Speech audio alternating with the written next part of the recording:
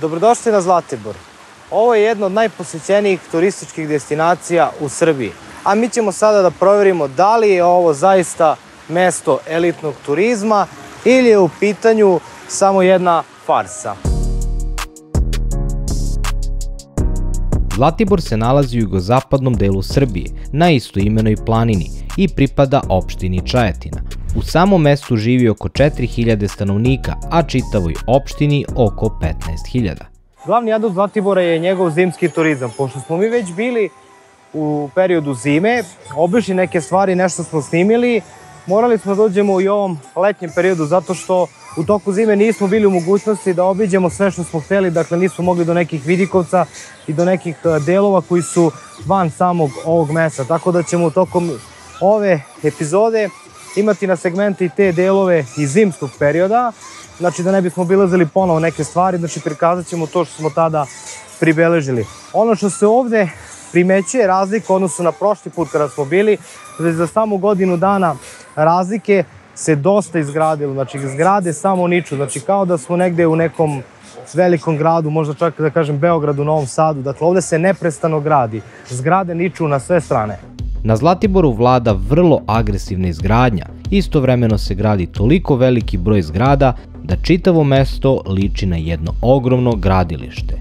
Iako je ovo najpopularnije turističko mesto u Srbiji, sa pravom se postavljaju pitanja da li stvarno postoji tolika potreba za smeštajnim kapacitetima, da li su tako visoke zgrade zaista neophodne i da li postoji dugoročni plan širenja grada ili svako radi po svom nahođenju. Prema opštinskom planu ovde će biti kapaciteta za oko 1.000.000 turista godišnje, ali da li će biti turista?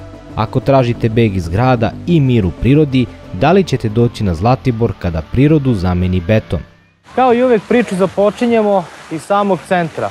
U ovom slučaju sa moje leve strane se nalazi ova ogromna fontana, a sa druge strane je tamo jedan parkić gde možete da prošetate, da uživate, dok se ovamo na drugoj strani dakle nalazi šetalište sa ovim lokacijama, dakle prodavnicama raznim i slično gde možete kupiti hranu i razne druge suvenire. 1893. godine kralj Aleksandar Obrenović je boravio u selu Kulaševac, a 1905. i kralj Petar I Karađorđević. Njihove posete su bile glavni pokretač izgradnje, pa je samo par godina kasnije otvoren i prvi hotel. Nakon njega gradnja se ubrzano širi, a krajem 20. veka ovo turističko mesto menja ime u Zlatibor. Mi smo malo čas krenuli sa onog dela, sad smo na ovoj strani ovde ove fontane, a ovamo ispred mene sada idemo ka ovom delu gde se nalaze butici i ostale neke prodavnice, mnoštvo ovih kafića i restorana, a u tom pravcu i pijaca. Očigledan broj butika i ovih prodavnica gde se mogu kupiti razni brendovi, odeće, obuće, znači govori o tome koliko je ovo zapravo mesto razvijeno i koliko se razvija. Takođe imate osjećaj kao da ste, opet kažem, u nekom velikom gradu i dakle uopšte se gubi taj osjećaj da ste negde na planini. A u ovom delu ovde nedaleko dakle od samog ovog šetališta se nalazi i ulazak u pijacu. Na pijaci se osjeća miris mesa, kajmaka i sira, jer je to ovde zapravo i glavni proizvod, ono što se najviše prodaje. Osim toga može da se nađe i da se kupi rakija, med, džem i razni drugi slični proizvodi, ali ono što je glavnom dominantno su pršuta i kajmak. Po tome ovaj kraj i najviše poznat. A ovdje imamo i deo gde se prodaju razne vunene čarape, džemperi i razni drugi radovi, ručne izrade, koji služe da se malo utoplite kada dođete u zimskom periodu. Sada je opet letnja sezona, ali može se naći na zaista lepe proizvode. I evo nas sada sa druge strane ove fontane. Ovde takođe možete da kupite razne suvenire, igračke za decu i slično. Dakle, kao što sam rekao, izuzetno turističko mesto, gomila, što ja volim da kažem, turističkog đubreta u smislu tih džidžabidža, raznih privezaka, natpisa, magneta koje ćete kupiti, a nikada ih nećete iskoristiti. Zaista je lepo i moglo bi čak da bude i opuštajuće, međutim postoji jedan problem, a to je da ovde okolo ove fontane su postavljeni zvučnici koji puštaju neku muziku. Sa druge strane tamo se nalazi neka bina gde je verovatno bio neki koncert ili treba nešto da se održi, a pored je jedna kafana. I gdje nastaje problem? Pa nastaje problem u tome što se ovdje emituje jedna muzika, tamo se emituje druga muzika, pokušavaju da se nadglasaju i onda ste kao na vašaru. Uopšte ne možete da uživate kako treba uz ovaj prelepi ovdje ambijent. Ukoliko se neko seća iz zimskog perioda kada smo ovdje bili, dakle ovdje su se ljudi i deca sankali, spustali niz ovo brdo, a sada potpuno drugačija scena. I kao što sam rekao, Zlatibor treba vidjeti kada sve ozeleni, kada možete zaista da uživate u tim pravim, lepim, prirodnim bojama. Izuzev ove gradnje, ovih dizalica koje malo kvare taj užitak, ali dobro, zato ćemo mi uskoro na periferiju, dakle van ove gužve koju baš i ne volim toliko. Evo stižemo na kraj ove staze. Sa moje desne strane, dakle ovu da prođete pa skroz tamo desno, u tom smeru je Dino Park. S obzirom da smo bili tamo u zimskom periodu, nećemo ponovo, sledi insert.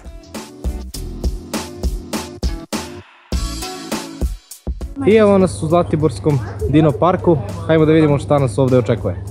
Cena karte je 1000 dinara po osobi. Figure su jako lepo urađene i skoro sve prave neke pokrete ili ispuštaju zvuke. U parku se nalazi dosta malih sprava za decu, kućice za igru, ali i dosta drugih sadržaja koji se dodatno plaćaju, kao što su na primjer igračke za jahanje, zipline i sl. U parku se osim dino figura nalaze i prave životinje, a i jedno prelepo jezero.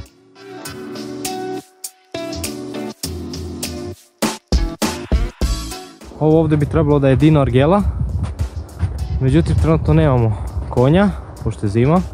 Ukoliko dolazite sa decom, možete slobodno da se vratite, deca će da se lepo izigraju, zabave, ali za odrasle baš i nema nekog sadržaja, pogotovo sad u zimskom periodu, dakle možete malo da prošetate u krug da vidite neke stvačice.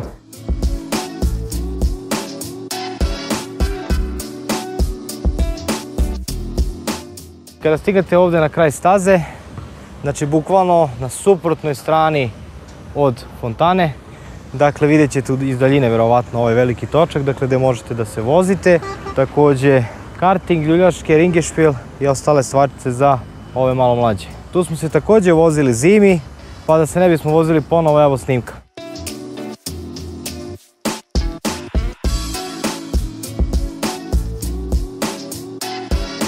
Pre samog polaska van centra grada trebao bići i spomenik na Šumatnom brdu, koji također imamo već snimljen. Na polovini puta prelazimo ovaj most i odatle počinje staza. Ako nastavite pravo ovom stazom, stižete pravo do spomenika, a gore također imamo i prelep vidikovac. Spomenik je podignut 1967. godine ranjenim borcima koje su nemački vojnici streljali. 1941. godine nemački vojnici su krenuli u osvajanje ovog mesta. Srpska vojska se povlačila i bila je prinuđena da svoje ranjenike ostavi za sobom u nadi da će biti tretirani kao zarobljenici. Međutim, nemačka vojska ih je sve streljala. Na spomeniku su ispisane ove reči: "Ne dam ovo sunce u očima, ne dam ovo hleba na dlanu."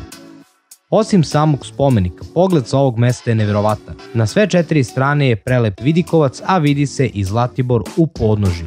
Ukoliko dođete na Zlatibor, ovo je prvo što vam preporučujem da posetite. Nadam se da uživate koliko i ja. A sada pravac auto i pičimo van ove gužve. Najpre obilazimo severozapadni deo. Idemo do spomen česme Oko, a zatim i do sela Semegnjevo. O ovome pričam. Ovo je za mene Zlatibor. Dakle, ovi pejzaži ovdje, ova priroda. To je za mene Zlatibor. Ne oni betoni, 1000 kvadrata.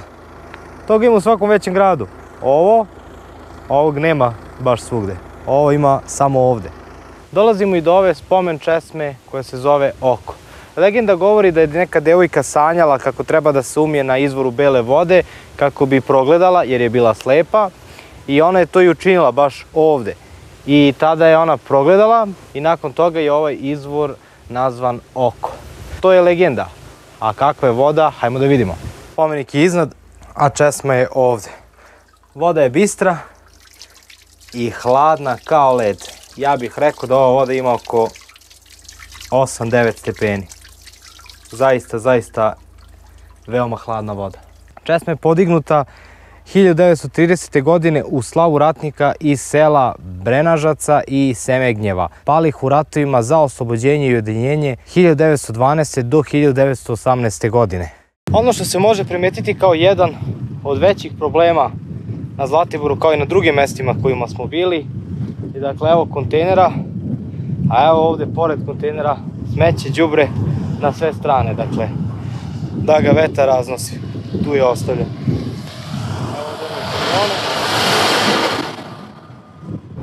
Trenutno idemo ka selu Semegnjevo i ovde celom dužinom puta dakle nas prati neki potok, odnosno mala neka reka. Sad deluje kao potok, sad kako je u zimskom periodu ne znamo.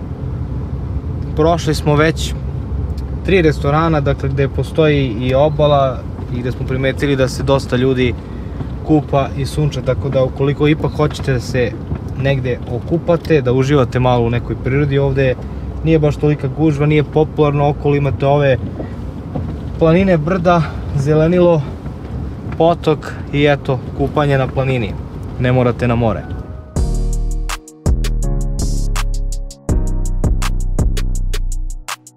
I evo ovde negde na pola puta do sela Semegnjevo dolazimo i do ove table, odnosno ovog znaka koji kaže da je iza nas Zlatibor. A ovde levo skrećemo za glavnu železničku stanicu Zlatibora. Dakle ovde, koliko sam ja u toku, voz i dalje staje, samo što mnogi koji ovde izađu kažu da ova stanica ne vodi nikuda, zato što do Zlatibora imate baš dosta.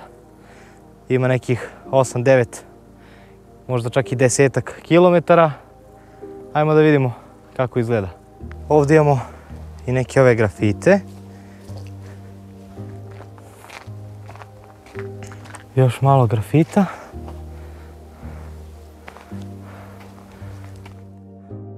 Evo vidimo i natpis ovde gore.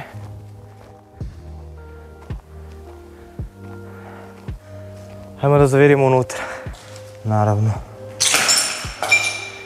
Kao i uvek, sve pocepano, polupano, ižvrljano grafitima.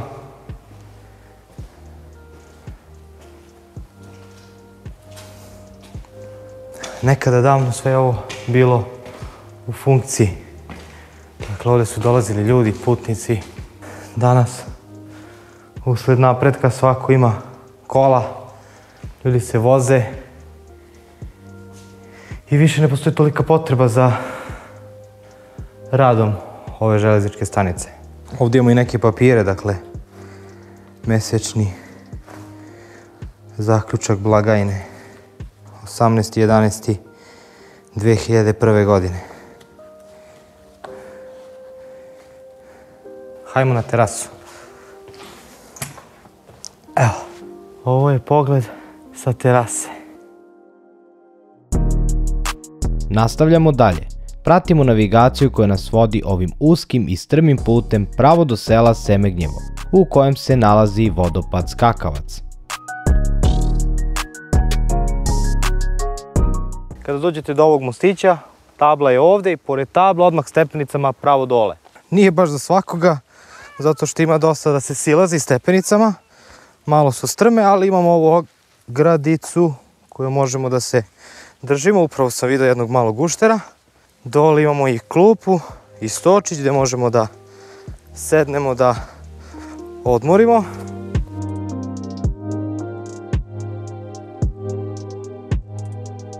Sada baš i nema neke velike vode, baš je sušan period.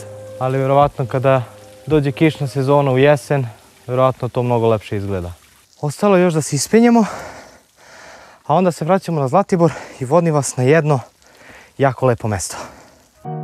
Prošli smo kroz Zlatibor i silazimo sa druge strane u Čajetinu, koja je udaljena svega 4 km. I evo nas u opštini Čajetina, a ovo što se iza mene nalazi je restoran Laguna. Pa hajmo da vidimo kako je ovde klopa. Za početak ja sam odlučio da krenem od gulaša, telećeg. Kao što vidimo, jako lepo izgleda, miriše. Imamo šargarepicu, meso, imamo i malo ovih makarona. Vrlo ukusno. Lepo začinjeno, skuvano. Zaista je odlično. Sljedeće što imamo na meniju je komplet lepinja. Ova je zlatiborska varijanta sa, dakle, pršutom. Nije kao ona tradicionalna, ali pošto smo ovde već bili ranije, znamo da je izvrsna. Ja ću sada je poklopim i da se podsjetim kakav je ukus. Baš je reš pečena, ova korica, a iznutra imamo, dakle, kao što rekoh, jaja, kajmak, jako je lepa. Također mi se sviđa što nije natopljena previše jajima i kajmakom, znači taman kako treba je, nije preslana, odlična je. Sljedeće što imamo na meniju je piletina sa roštilja na ciganski način. Dakle, ovdje imamo malo paprike, crnog luka i, dakle, meso sa roštilja. Paprika je lepo pečena, ukusna, sočna, nije presušena, slatka, odlična je. Ajmo da imamo meso.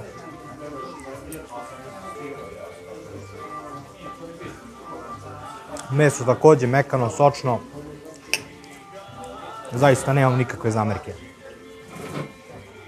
Ovdje imamo ćevape, kajmak, imamo pomfrit i ovdje imamo malu ovu činicu sa crnim lukom i ajmo da probamo prvo pomfrit.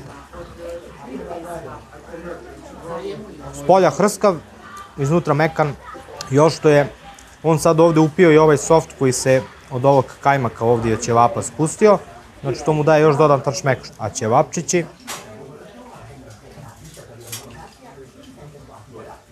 sasvim ok. Mekan i ukusni kajmak. Nemam zamerke, stvarno. Odlično, izvrsno. Pored raznih jela sa roštilja, ovdje imamo i izvrsnu picu. A kako znam da je izvrsna? Tako što smo je već jeli pre nekih 2 godine. I zaista je bila odlična. Evo, pogledajte koliko je to debelo. Jako je mekano. Korica ovdje jeste malo reš, ali je mekana, nije tvrda, nije osušena. Ima dosta ovdje ovog fila. Ovo je inače kapričoza. Super je. Preživeli smo ovaj obilni ručak, stigao je račun, sve u svemu oko 4200 dinara. Bilo je izvrsno, fino, a sad idemo dalje u nove pobjede. Ukoliko se nađete ovde u opštini Čajetina, ono što preporučujem da obiđete je ovaj parkić koji je izvrsan. Postoji malo jezerce, most, mnoštvo ovih ljuljaški i ostalih sprava za decu. Dakle, ukoliko ste sa decom, ovdje je izvrsno mesto gdje možete da se igrate, a i zaista je parkić lep, ima dovoljno hlada i klupa da možete da odmorite u zaista mirnom i tihom ambijentu. Dakle, ovdje nije kao gore na Zlatiboru, nema buke, nema galame, zaista jedan jako lep i prijatan ambijent. Vraćamo se na Zlatibor, a sljedeća destinacija nam je obližnji Vidikovac. Navigacija nas je navela katastrofalnim putem, da bismo pred sam Vidikovac naišli na potpuno novi asfalt. I evo nas, stižemo na Vidikovac Gradina. Pogledajte, prelepo. Dakle, odavde se baš lepo vidi ova izgradnja na Zlatiboru. Brda, planine, prelep pogled. A u ovom delu ovamo, sa druge strane Vidikovca se vidi opština Čajetina. Ovdje se nalazi i ova panorama, odakle možemo da pogledamo dole. Nažalost, ovo je pocepano sa ove jedne strane, tako da nećemo moći da pogledamo. Nakon Vidikovca krećemo jugoistočno Zlatibora u potrazi za Tošinom banjom. I ovdje nalazimo na ovu zelenu flašu, u pitanju je ova spomen česma, gdje ćemo sad upravo malo da zahvatimo vode, a onda idemo tamo iza česme, dakle put nas vodi pravo do Tošine banje.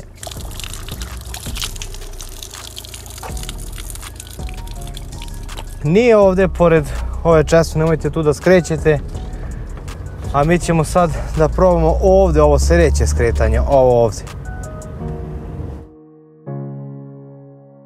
I evo nas, stižemo do Tošine banje, dakle to je ovo ovdje.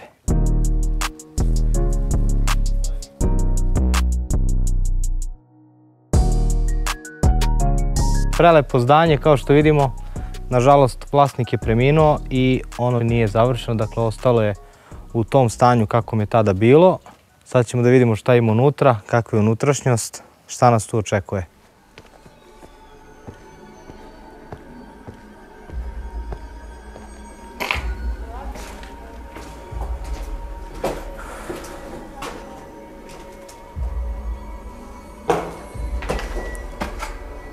Pločice urađene, one sitne žute, koje su u tom periodu bile veoma popularne, kao što imamo ovdje ili počelo da prokišnjava ili je neko to rušio, cepao. Ovamo se izlazi na jednu stranu, a ovamo izlaz na drugu stranu. Kao što vidimo, znači, ovdje su počupani i kablovi za struju. Evo nas, popeli smo se ovdje gore. A ovdje evo ga izlaz. Evo smo na terasi. Ovdje imamo spoljni izlaz i stepenice do dole. Ćemo još gore, a?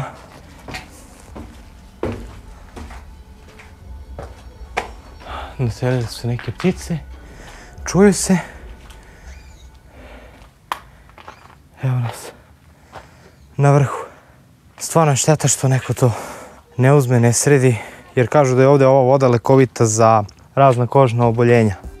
Izgradnju banje je još 70-ih započeo Toša Lazović, ali je 1999. preminuo, pa je tako i banja ostala nezavršena. Za vreme obrade ovog materijala u novinama se pojavila vest da je banja prodata, pa će možda u skorijoj budućnosti i proraditi. Idemo dole.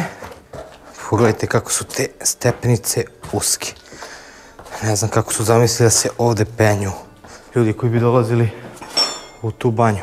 Inače, jako zanimljivo, s obzirom da je u pitanju banja, nema baš adekvatan prilaz nigde za ljude koji su možda nepokretni, dakle za kolice. U tom periodu 70-ih se vjerojatno na to nije ni mislilo. A možda bi njih smestili ovdje dole. A ovdje u ovom delu imamo i ovaj bazen, dakle voda je sprovedena već do njega. Ovdje ulazi i ovdje ima mali otvor gdje izlazi i odlazi u ovaj potok koji protiče u blizini. Što znači da vodu koju smo vidjeli na onoj česmi skroz gore ide odavde. Dakle, postoji cev koja tu vodu odavde vodi tamo. Znači, izvor je jako dobar, čim on toliko dugo godina ima ovu vodu. Dakle, ovdje teču dve cevi tamo, znači na česmi jedna i ovdje postoji još jedna česma, dakle, gdje je voda izvire. A ovaj ovdje izvor, dakle, gdje je ova mala rupa, to je izvor sa kog uglavnom svi uzimaju vodu za piće, ne sa onih drugih, nego sa ovog ovdje. Vjerojatno oni znaju zašto, dakle sreli smo neke koji su ovdje iz okoline, kažu da je tu ta voda najčistija.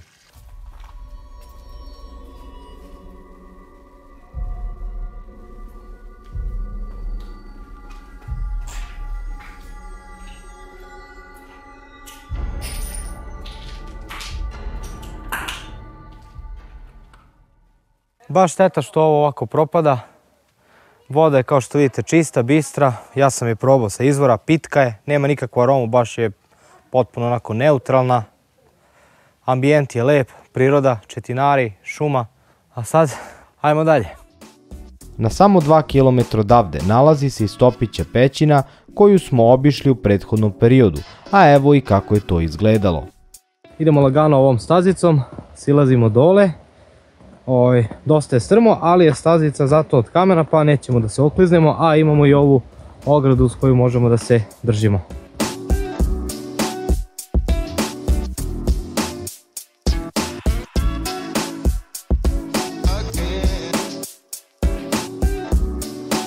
Izgleda da je silazak ipak opasan i morate biti izuzetno oprezni.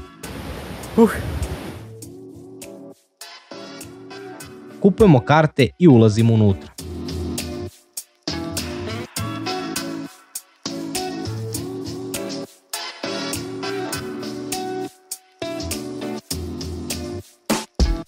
Negdje na sredini pećine se nalazi ovaj prelepi deo sa kadicama i to je njen glavni adut.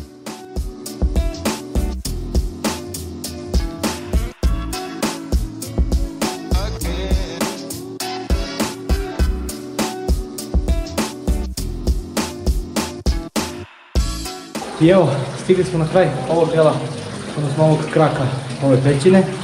I mislim da ipak na početku tamo bilo mnogo lepše gdje su oni bazeni nego ovdje. Ovdje je sam kraj. Idemo da vidimo šta nas čeka u drugom kraku pećine.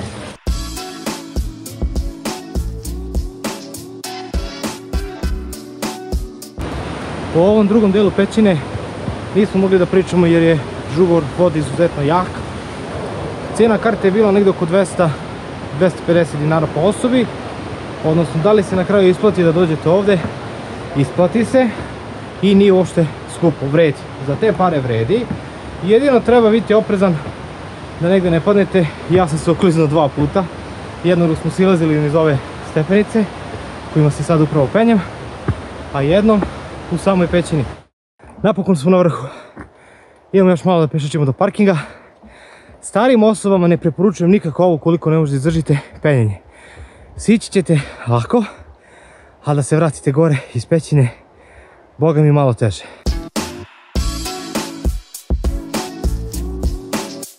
Evo nas nedaleko od pećine u kojoj smo malo čas bili, nalazimo se u selu Sirogojno, gdje se nalazi muzej na otvorenom Staro selo i muzej pletilja. Pa hajdemo prvo u ovo otvoreno Staro selo. Prolazimo kroz ovu šumicu, baš je lepo.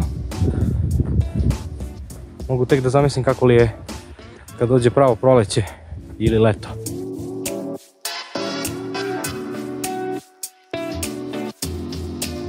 Kuće su formirane u obliku 2 domaćinstva sa svim ostalim objektima koji su postojali u jednom selu u tom periodu. Tu su razne radionice, pekara, mlekar, koš, ambar i ostalo. Na ovom mjestu se dakle nalaze kuće s kraja 19. i početka 20. veka koje su donete sa svih krajeva Zlatibora ovdje.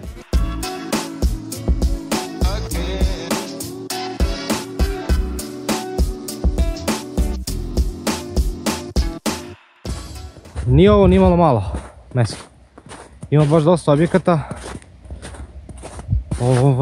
Kažem, 2 domaćinstva su u pitanju. Ulaznice nekih 200 dinara po osobi, tako da nije mnogo. Uopšte nije mnogo i mislim da treba da dođete da vidite ovo. Ovo ovdje je trap, u prevodu prostor koji se skladišti hrana preko zime, uglavnom ono što raste u zemlji kao što su krompir, cvekla i slično. A ovdje imamo uljanik, zato što se ovdje nalaze ove košnice, zato što je to stari naziv za med. Dakle, med su nazivali ulje. Idemo na sljedeći lokalitet. U pitanju je muzej pletilja. Muzej se sastoji od svega nekoliko odevnih predmeta i gomile isečaka iz novina i časopisa. Bukvalno nema šta da se vidi. Ovdje završavamo ovaj video, a vi me zapratite ukoliko želite da mi se pridružite na sljedećem putovanju po zapadnom delu Zlatibora.